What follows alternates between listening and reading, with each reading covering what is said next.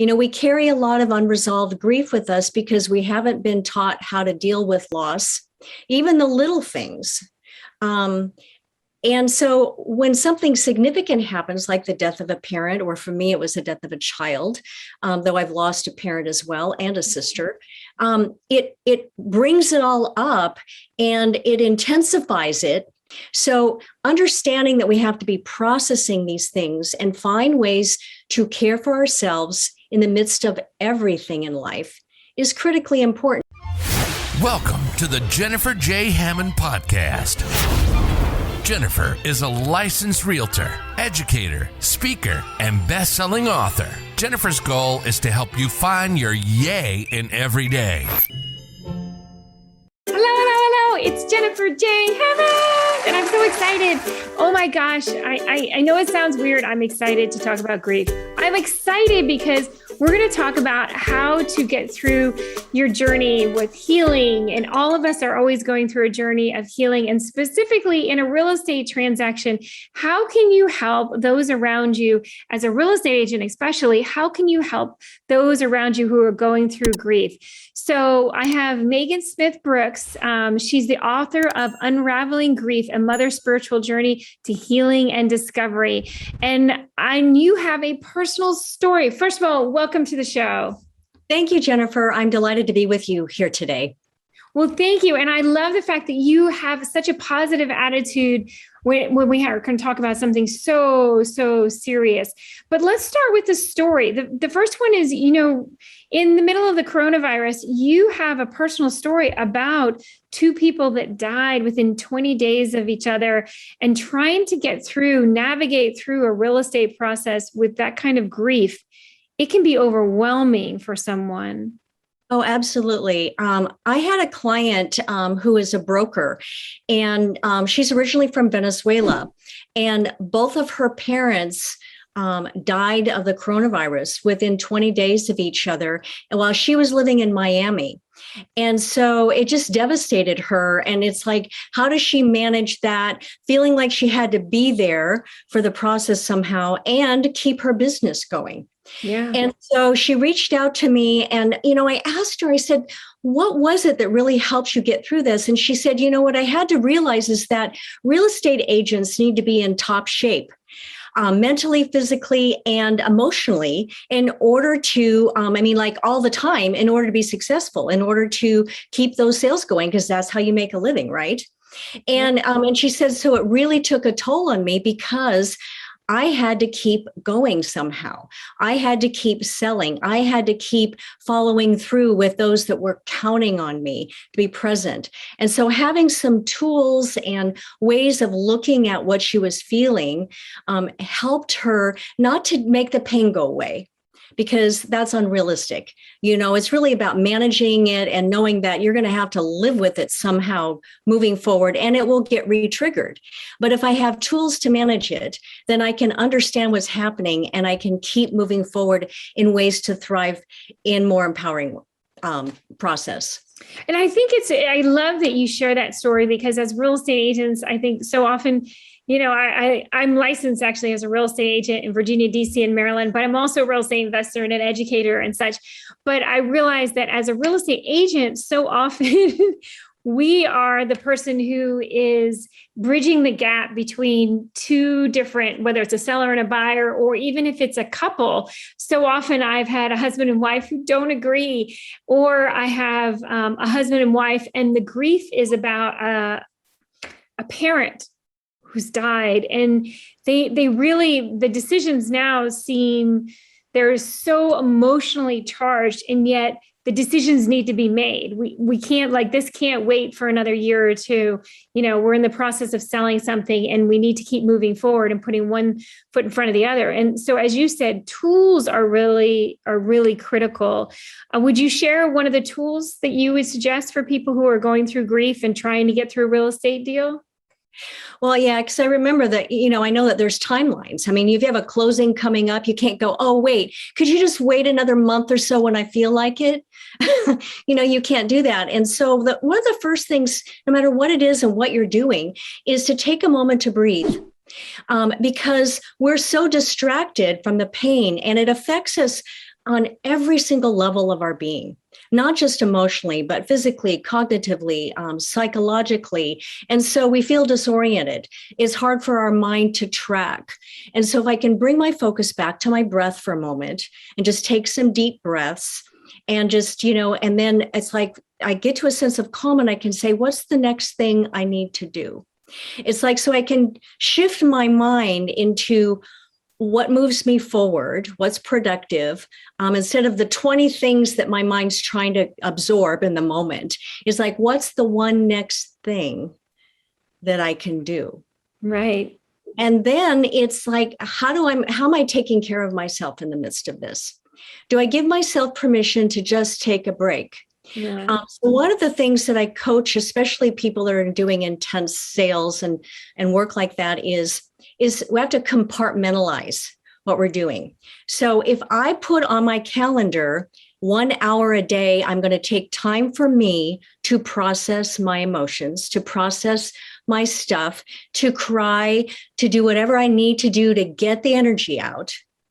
Then I can say, okay, now I can go to what's next. Mm-hmm. That really helps. I had to do that.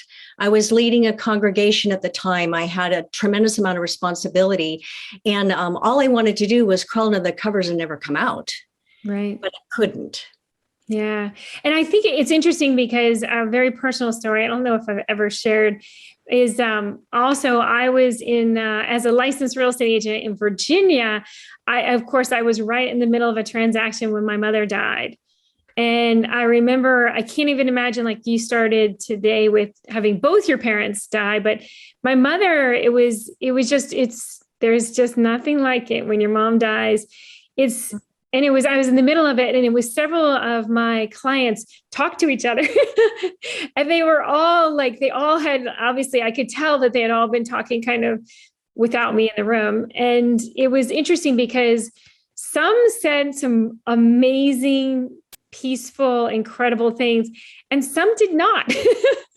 And I laughed through the pain because it was so painful to have to kind of grin and bear it when someone is saying something that is just not very nice.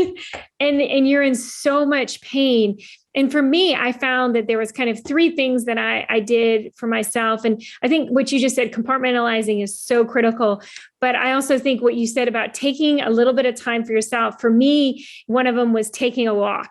Just go for a walk outside and get out of all of the whatever is in your head and really just take a minute to look. Even it doesn't matter if it's a neighborhood or if you can go in the woods, great. And you take a wonderful one and just check out the trees and look at things like you've never seen them before, and just really take that time to take a walk and take your space. My brother is a guitar teacher, and he would always say, turn to music and find out whatever it is. If it's classical music, great. If it's hard rock and roll, great. If it's jazz, if it's gospel, whatever it is, find that music that also brings you that kind of peace.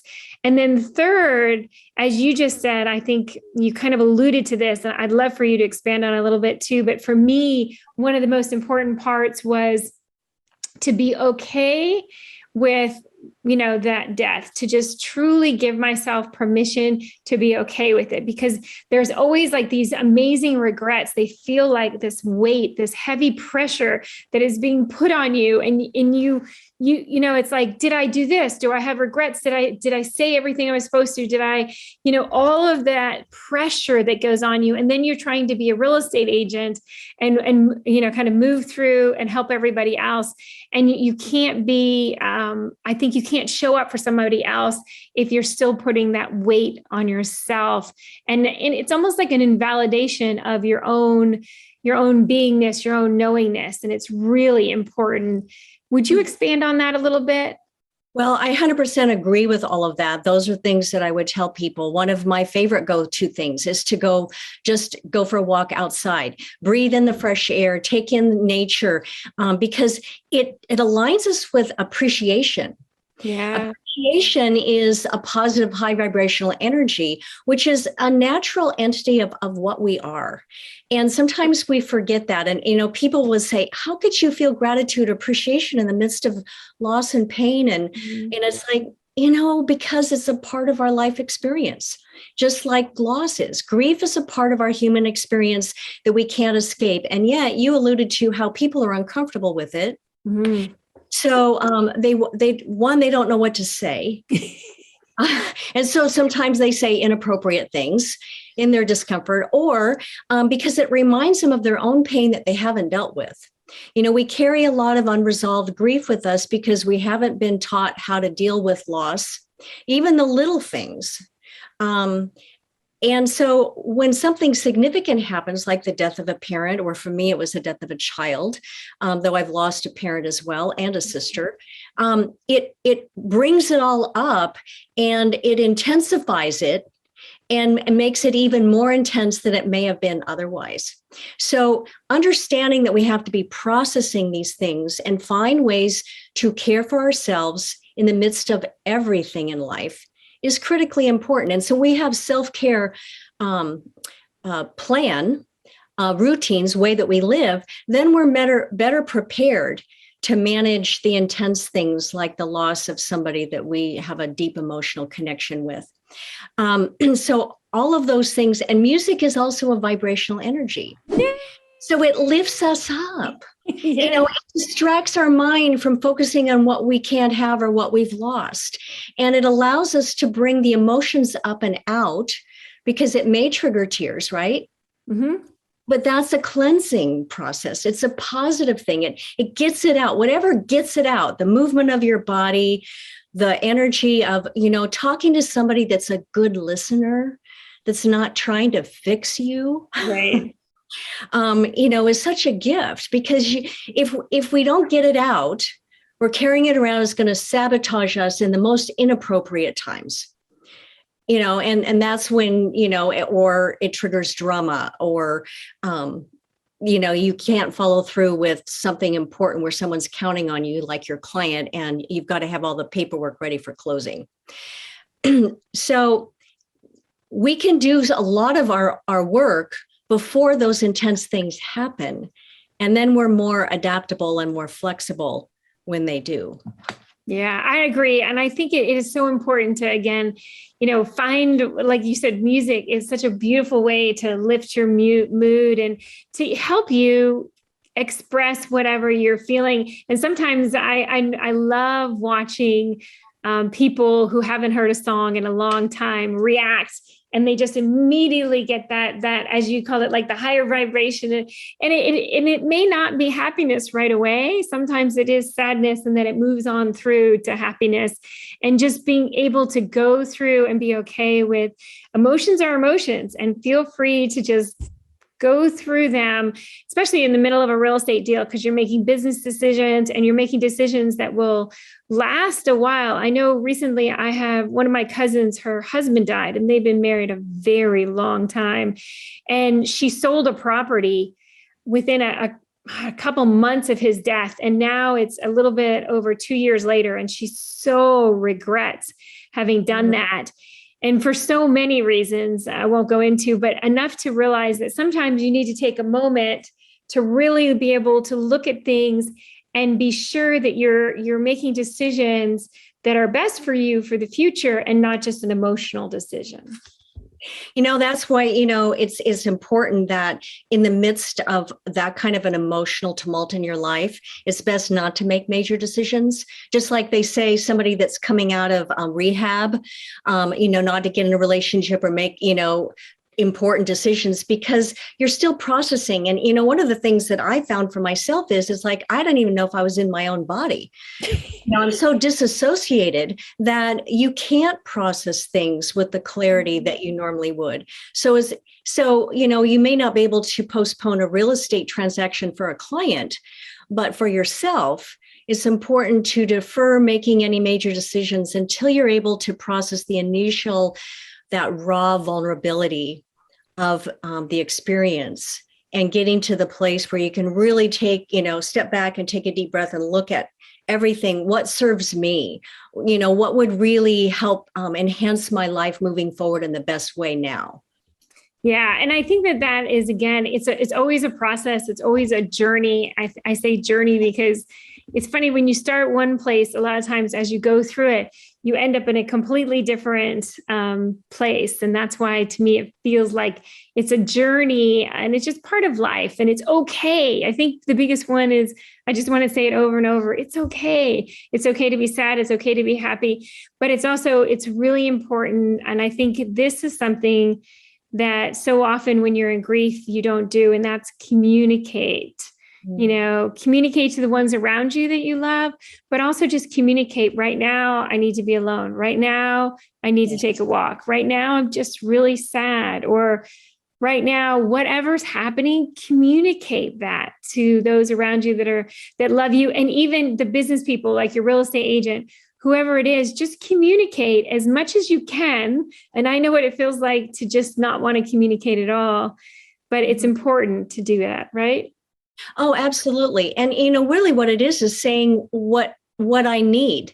Taking care of yourself is speaking out for yourself and not going, oh, I'm fine. I'm okay. Don't worry about me. It's like, no, you're not okay. You're really not okay. But I can say, this is what helps me. No, that won't work for me. Having the courage to say no to, invitations or obligations that you really aren't up for. If it's not something that's a critical need to your business, take the time to just kind of reorganize things. Because, something that's really important to realize is that I don't think people recognize when intense grief happens because of loss at an emotional level, it changes us at the core. We are never going to be the same person we were before. And yet I think for most of us, we're trying to get back to the way things were. Yeah. And that's never going to happen. And so it keeps us in the midst of the pain, of the suffering, of the not being able to move forward. And yet you may have friends around you waiting for you just to get back to normal and get on with things, right? Right. Not going to happen. So communication may be part of that, and saying, I'm changing because of this. So what I coach people with is then let's discover what it's offering you of value about yourself that maybe you never realized or would have discovered if this hadn't happened. Right. What can enhance me so that I can be more of who I've always meant to be moving forward? And I think that it's really important, again, as you said before, to have tools when there's grief. I mean, trying to do real estate, any kind of business mixed with the emotions of grief, of loss, of loved ones, it's so difficult. So if people wanted to get a hold of you, how would they do that? Well, my email address is unravelingsgrief@gmail.com, or you can go to my website is also unravelinggrief.com. And you can find my book on Amazon in paperback or Kindle version. I'm working on an audio version. That might be an initial tool to get you started. But, the most important thing is just to reach out, and not try to do this alone. To get the support and somebody that will walk you through it and say, you're not nuts. You're okay. We'll get through this. Yeah. And that's it. Again, trying not to isolate is so important, even though I know that in grief, that's what we tend to do, is try to individuate and be all alone. And yet I think that we heal faster when we can connect with someone else and we can really communicate through the grief, whether it's singing, whether it's music, whether it's taking walks, whatever it is. I hope that you'll do those things. If you're in grief right now, boy, I hope you'll reach out. And as you know, I always like to end every episode saying yay. So I want to lift that vibration to the yay in every day, because I know we can find it. It's like a rainbow after a storm. It could be a terrible rainstorm, but I want to say yay. So will you lift your voice and say yay with me? I will.